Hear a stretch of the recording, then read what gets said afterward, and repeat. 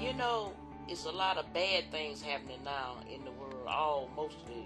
But when you find some good things like this going on, like RIFA, see, that's something rare. The people that come here to help at RIFA feel the need to help people, just like anybody that works at RIFA has a need to help somebody. And then those people who come to volunteer, like from churches and organizations, and we wanted a place for them to want to come and to just feel like I am doing something that people are in need of.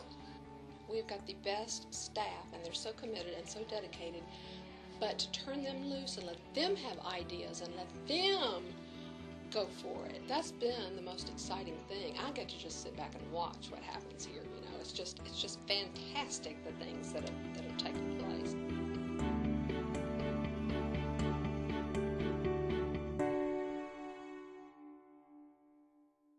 Heavenly Father, we thank you for the executive director and her staff that keeps the doors open. We thank you for the board that you have put over it. We thank you for volunteers that come and give of their time and their services also to serve in this kitchen. And we also thank you, oh God, for the donations that comes through the doors.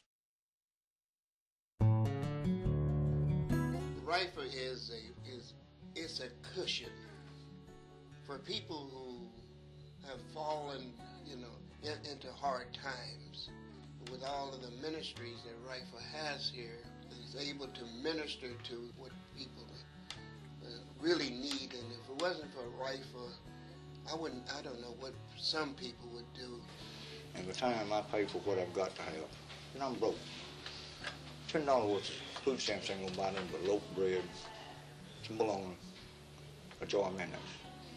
But I know that I can come down here, and if I've got needs, I can get it.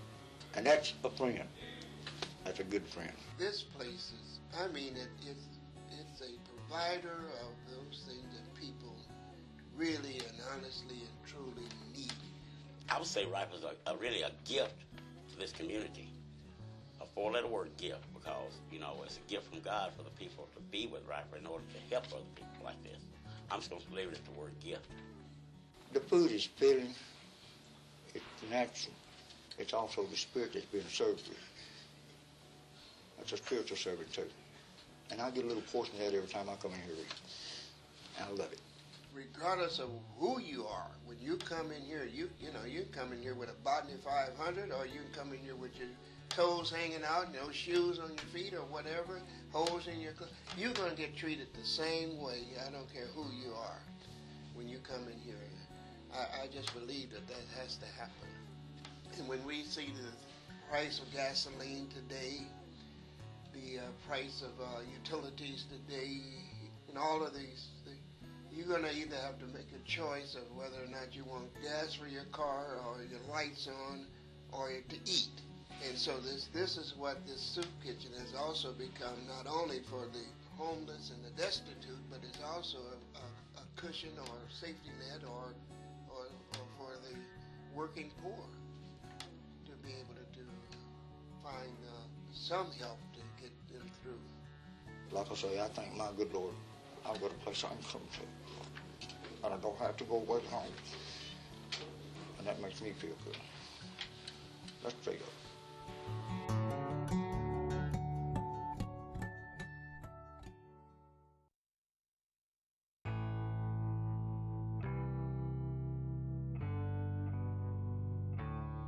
As I approached retirement, I bought a mini farm, have some chickens, had gaboons of eggs, didn't want to get into selling eggs, so I looked for a place to give eggs away.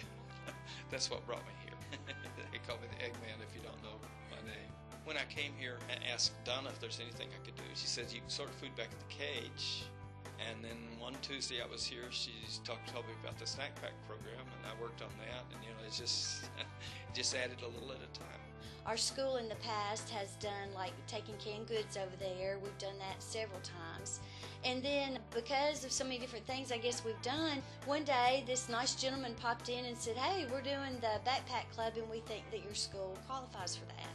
And of course the whole idea of it is to make sure that children have something healthy to eat over the weekend. I don't think the community understands what all RIFA does. Because often the children that get this food are in a food program in the school system. So on weekends, they don't have anything to eat.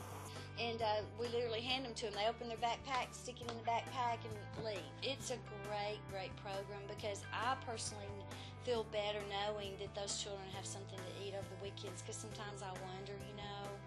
And so I think that's really great that they do that. It's an awesome service.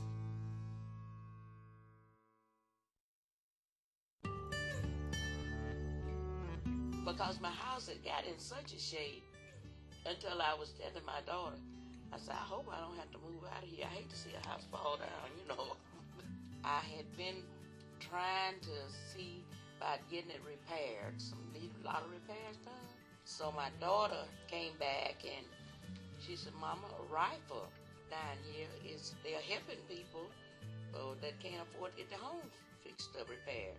They repaired all the woodwork and painted the house and took down my storm windows, and they just did everything they seen that need repairing. They did it, and they were so nice about it. One of them was in the kitchen putting in the window one day, and I said, I just wish it was something I could do for you all. You so good, and I can't help you do nothing. He said, you stay happy just as you are. Say, you look like you so happy about it. He said, you stay that way. I said, I am that way because that's the way I am. There's no put on. I'm happy. They painted my outside, the woodwork trimming one Saturday. And when they got through painting, we all had prayer. And I stood out there and went to crying. I said, y'all excuse me. I said, I meant to hold a straight face, but I can't help it. Because it hadn't been for them, I really don't know what I would have done, because the house was in desperate need of repairs, and I couldn't do it. I couldn't afford it. She said, well, if you really need something, you just come on down to RIFA. We can help you with some food even. And I thought that was just goodness. How much more?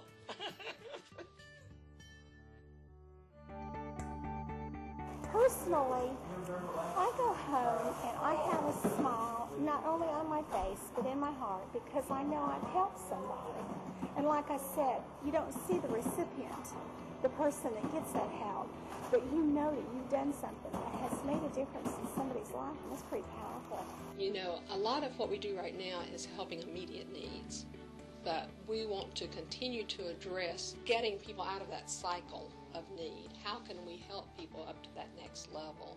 RIFA was an arm reaching out to me when I didn't have anything. I was strong to begin with. RIFA made me stronger. I really think there's a need for lots of organizations to really look at addressing all those needs, because believe me, there's so many needs out there that are going unmet still. And it's just so true, and it's so much more. It is. Oh, we haven't told the half. We're just telling the points. We go through and tell a whole lot more.